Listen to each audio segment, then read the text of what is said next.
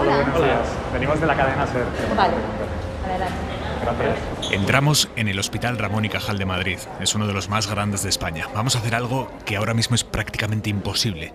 Entrar en una UCI, una unidad de cuidados intensivos llena de pacientes con COVID.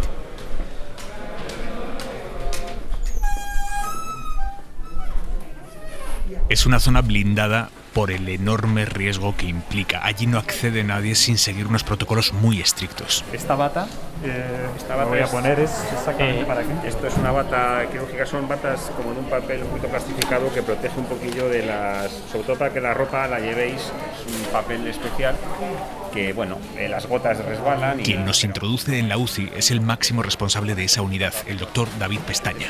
Esto ya es la UCI. Esto es una parte, tenemos dos controles aquí, bueno, y el follón que estáis viendo, pues es todo es vestido de Minion. Es una sala enorme, una sala diseñada para que desde el punto central en el que estamos se vean todos los boxes. Dentro, pacientes sedados, intubados, en habitáculos individuales. Impacta ver que la mitad de esos boxes tiene la puerta abierta. Este es el epicentro, esta es la boca del lobo. Este es el núcleo duro del COVID ahora mismo. ¿Cuántas personas hay aquí en estas UCIs? En esta UCI en concreto hay 20. 20, bueno, tenemos un hueco disponible. Esa persona que tenemos a 5 metros de donde estamos, esa persona tiene COVID. Que es de los peores casos que tenemos. Veo que frente a cada box hay una persona que va absolutamente cubierta de arriba abajo con las gafas. Ese proceso previo a entrar en los boxes nos lo detalla la supervisora de la unidad de reanimación, Beatriz Martín, que está coordinando allí en la UCI a las enfermeras. El día a día es así, es muy estresante. El enfermero, cuando va a entrar a un box, se tiene que vestir de arriba abajo con un mono o con un equipo de protección individual, con unas gafas antisalpicaduras o una pantalla. Tiene además que proveerse de guantes, o si no, y mascarilla, por supuesto, FP2 o FP3 si tienen riesgo de aerosoles o gotas. Es prácticamente un proceso de sellado físico de los sanitarios, porque se van a enfrentar a pacientes críticos y muy contagiosos. Son enfermos muy inestables, enfermos que están muy graves, enfermos que pueden complicarse en cualquier momento. Los enfermos en COVID, cuando ingresan en una UBI, vienen fatal. Las primeras horas, los primeros días están fatal. Muchos con un compromiso respiratorio importantísimo. Pero ¿cuántas personas están ingresando ahora mismo en la UCI? Aquí hemos tenido días de no tener ningún ingreso en cuidados intensivos y un día entrar 8 de golpe. Yo digo, es como las olas del surf, que dicen los surferos, ¿no? Que vienen sets de olas, vienen varias olas y de repente hay calma chicha, y de repente vuelven a llegar. Pues esto es un poco algo parecido. En el hospital hay menos pacientes ingresados respecto a, digamos, hace una semana, 2 semanas. Pero en el caso concreto de los pacientes críticos, nosotros hoy estamos peor que estábamos hace unos días. Y con los críticos, los primeros días en la UCI son vitales. Antes de la primera semana, 10 días, pues siempre hay esperanza. Pero a partir de ahí, si el paciente sigue estando igual, la pinta es mal. Pero a partir de la cuarta, quinta semana, la tasa de fallecimientos es altísima. Son los que se van acumulando de las semanas anteriores. Aquí se hace de todo por los pacientes. Hoy día la tecnología permite mantener vivos a los pacientes mucho tiempo, buscando su recuperación.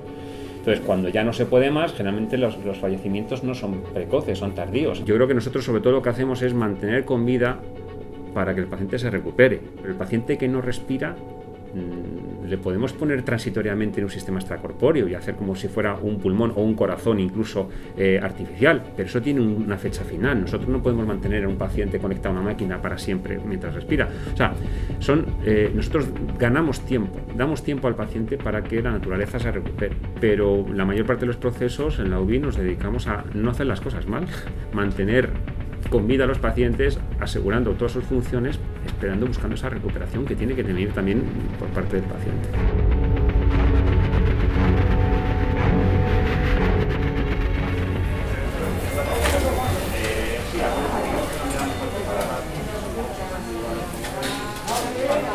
Lo que estamos viendo allí exactamente qué es. Es un paciente que ahora se le acaba de despronar. Es traqueotomía ahora. A este paciente ahora se le va a hacer la traqueotomía, sí. Un orificio en la tráquea para cambiar el tubo por una cánula. Esto es mucho más cómodo para los pacientes. Pero en una UCI todo puede cambiar en un instante. Y eso pasó. Para que tampoco vayas a... Que vais en tu En cuestión de segundos, desde que un enfermero gritó carro de parada, todos los sanitarios, incluido el médico con el que estábamos hablando, todos salieron corriendo hacia ese box en el que se estaba produciendo una situación crítica.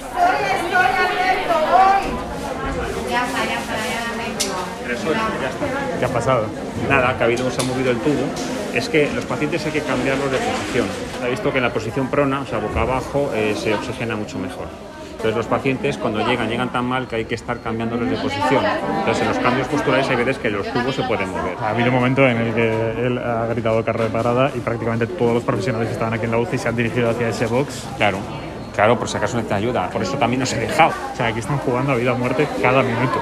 Bueno, claro. Pero es que son pacientes que están, ya los veis, están todos intubados, todos sedados, algunos conectados a diálisis. Ahí tenemos uno más conectado, por ejemplo, a una máquina extracorpórea. Ese señor, la oxigenación la estamos haciendo a través de una membrana, como la circulación extracorpórea de las cirugías cardíacas. Ahora mismo la sangre sale de su cuerpo, pasa por un pulmón artificial y vuelve, porque los pulmones no valen ni siquiera con un respirador. ¿Y qué probabilidades hay de que un paciente así pueda sobrevivir, volver a respirar, volver a hacer? Muy bajas. Pero es joven. ¿Cuánto de joven? Bastante joven. Fue algo que nos subrayaron todos los sanitarios con los que hablamos allí. Los jóvenes también ingresan en la UCI. Tenemos gente aquí de menos de 40 años ingresada, y muy malos, muy graves. Entonces yo no puedo decir a nadie que esté tranquilo, porque no, como tienes 45 años no te va a pasar nada, no. Y se está cribando ahora mismo a los pacientes. Hay gente a la que se está decidiendo no llevar siquiera a la UCI. Siempre se ha hecho cribado. O sea, la UCI no es un sitio para entrar a morir, la UCI es un sitio para entrar a vivir, para dar una oportunidad. Entonces, por supuesto se criba y se cribará siempre, pero no con la COVID. Antes de la COVID ya se cribaba. Hay criterios de entrada en la UBI y se tienen que respetar, porque también es absurdo prolongar la agonía de la gente. Cuando no hay camas para todos, uno hay que priorizar. Esto es la guerra. Nosotros no estamos en guerra. O sea, nosotros tenemos todavía camas libres. O sea, en este caso la gente esté tranquila. No estamos seleccionando quién vive y quién muere. No es así. Cada pocos minutos se repiten conatos de tensión. Sanitarios que entran y salen de los boxes, por ejemplo, con una gran placa de plástico. ¿Para qué es esa placa? Esas placas son para si hay que dar masaje cardíaco. Si hay una parada cardíaca y hay que dar masaje cardíaco, hay que estar preparados y tener una planchadura debajo del cuerpo, porque si no el colchón se hundiría y sería menos eficiente el masaje cardíaco. Se está complicando la situación en ese bosque. Están en tensión permanente. El doctor, mientras nos habla, no deja de mirar a los boxes. A la mínima que se complique, va a tener que entrar. Yo recuerdo que al principio nadie entraba en un box si no estaba hipervestido, con 14.000 capas protectoras. Y ahora ves a la gente. Ayer me tocó ayudar a un compañero a reanimar a un paciente que tuvo una parada y tal, y estábamos los dos con una batita de quirófano y una mascarilla normal. Quiero decir, y lo primero somos médicos, y si hay una persona que se para tienes que hacer lo que sea para sacarlo adelante. Entonces, es casi un suicidio entrar a reanimar a alguien con una bata. Pero ¿qué haces? Se está muriendo. Quiero decir, somos médicos. Vamos a ver, llega un momento que uno se olvida. Esto me pasó en la primera oleada. Pasaba por una planta de casualidad y un paciente se paró. Me tuve que tirar a reanimarlo y luego pensé, ya lo he cogido. No, salí de allí y no. Por eso digo que esto del COVID es un misterio.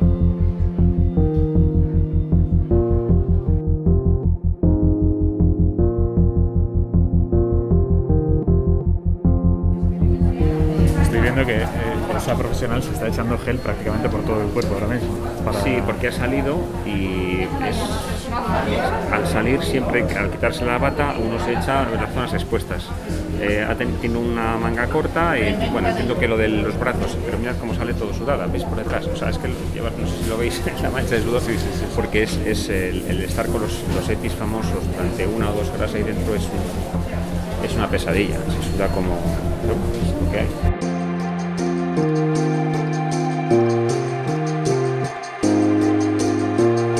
¿Cómo es exactamente el proceso de la desinfección? Después de entrar al box, estamos viendo que gente sale ahora mismo de ese box en el que hay una persona con COVID. ¿Y sí, cuál es el proceso?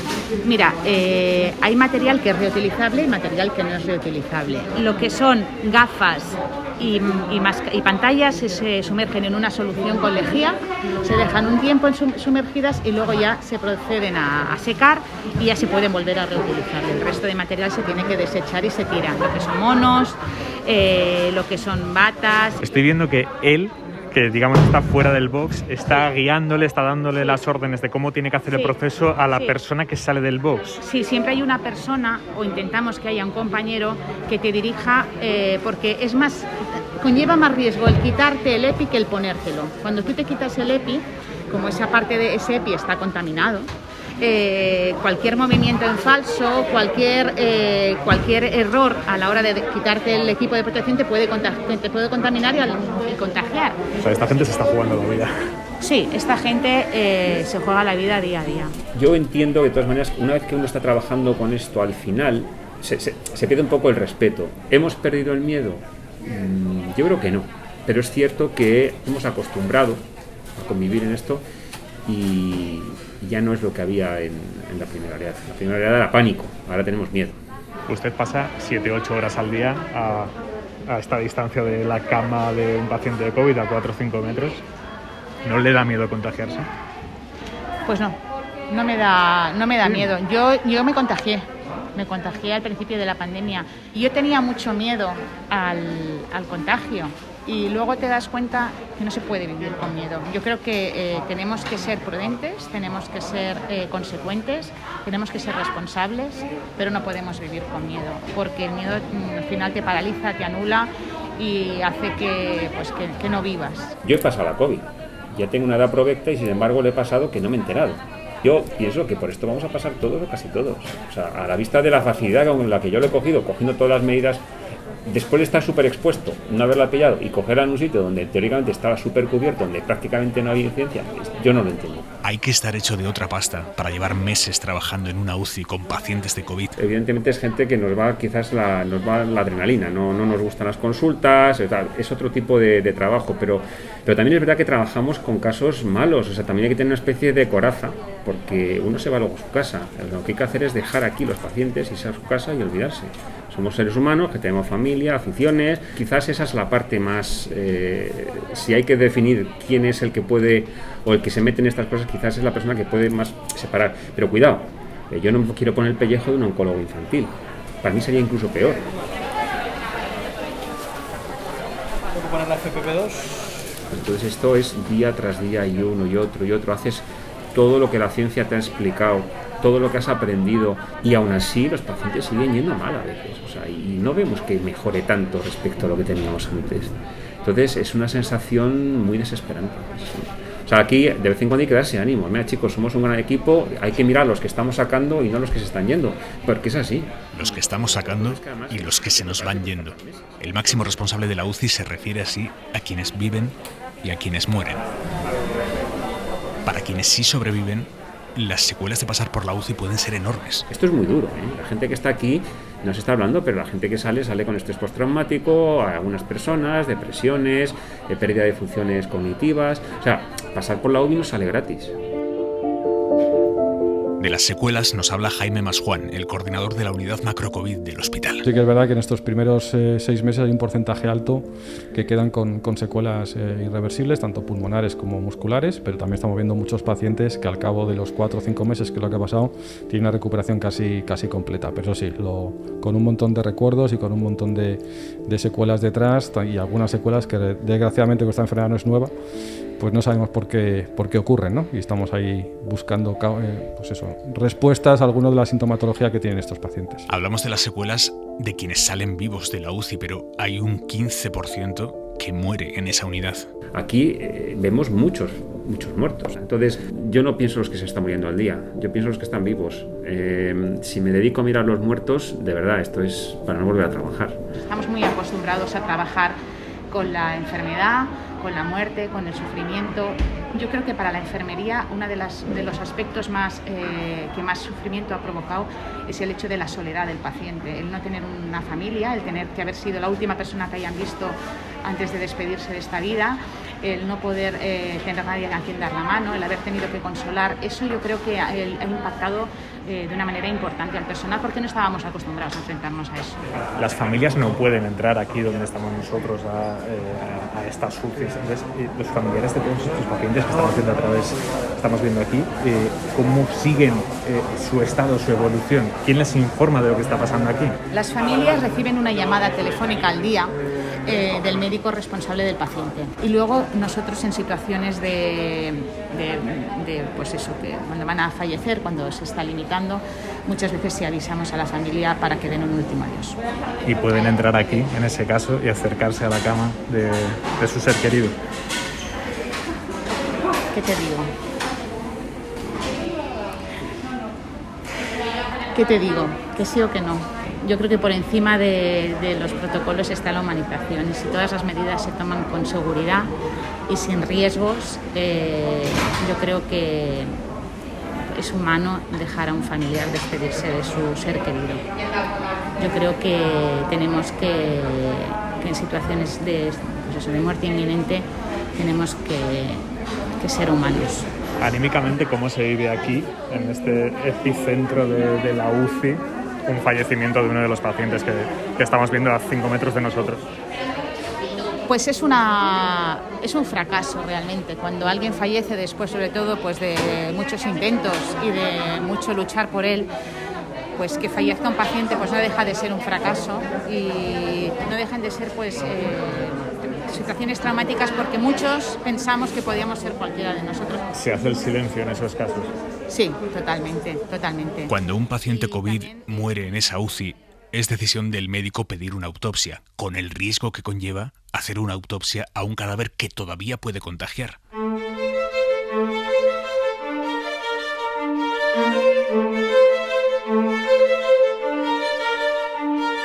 Esas autopsias las hace José Palacios, jefe de Anatomía Patológica. Ustedes trabajan con cuerpos, cadáveres de personas que han tenido COVID, que incluso han podido morirse teniendo todavía el virus. Ese cuerpo, ¿cómo hay que trabajar con él? ¿Cómo hay que tocarlo, digamos, para que ustedes no se contagien del virus del cadáver? Bueno, pues lo primero se tiene que hacer en una sala de autopsias con ciertas medidas de seguridad, de las cuales la más importante es que haya una extracción de aire, es decir, que el aire se renueve a un volumen determinado, que tiene que ser al menos de 12 veces el volumen del aire en una hora, y ese aire tiene que ser expulsado a través de un filtro EPA. Y las condiciones para el personal es que vistamos los equipos de protección individual apropiados, que son monos completos, impermeables, gafas estancas, mascarillas FFP3, tenemos que estar totalmente aislados tanto del contacto físico, sangre, etcétera, y fundamentalmente de los posibles aerosoles que se produzcan durante la autopsia. O sea, ustedes hacen las autopsias tan protegidos como los profesionales de la UCI en la que acabamos de estar. Sí. Incluso, al menos tanto, se pone un punto adicional de impermeabilidad de los equipos, porque quiera que no, siempre estamos más expuestos a fluidos, sangre, etcétera. Por ejemplo, en el momento en el que nosotros hacemos la extracción del pulmón, en el momento que, por ejemplo, para tomar muestras microbiológicas del pulmón, seccionamos el pulmón y abrimos y exponemos esa cavidad aérea, obviamente siempre tratamos de manipular los órganos de la mejor manera, precisamente para evitar esa producción de aerosoles. ¿A todos los pacientes COVID que mueren se les hace la autopsia? No, de hecho la proporción de autopsias que hay de pacientes COVID no es muy alta. ¿Un cadáver de COVID durante cuánto tiempo puede seguir contagiando? El tiempo total no sabemos, pero probablemente en los primeros días sí el virus está activo en el cadáver, porque también hay que considerar que muchos de estos pacientes, como ya llevan tiempo de evolución, puede que ya hayan sufrido la enfermedad, puedan tener virus o no, o puedan tener virus, digamos, en unas cantidades no muy altas y que su grado de infectividad sea poca. Todos tenemos en la cabeza las imágenes que aparecen en las cajetillas de tabaco de pulmones destrozados por el tabaco. Visualmente, un pulmón, digamos, destrozado por el COVID, ¿cómo es? Pues es un pulmón que macroscópicamente es un pulmón muy consolidado, duro, es decir, no está ideado. Normalmente el pulmón es como una especie de esponja que al tocarlo pues se nota esa crepitación del aire dentro, como en una esponja. Esa aireación se pierde totalmente y en casi todos estos pulmones lo que vemos también son fenómenos de trombosis, o bien trombosis grandes que producen tromboembolismo pulmonar, o bien fenómenos de microtrombos en vasos pequeños de los pulmones. Pero efectivamente el pulmón dañado durante un tiempo realmente sí que es un pulmón pétreo, sin aire y que por tanto explica toda la sintomatología respiratoria de estos pacientes.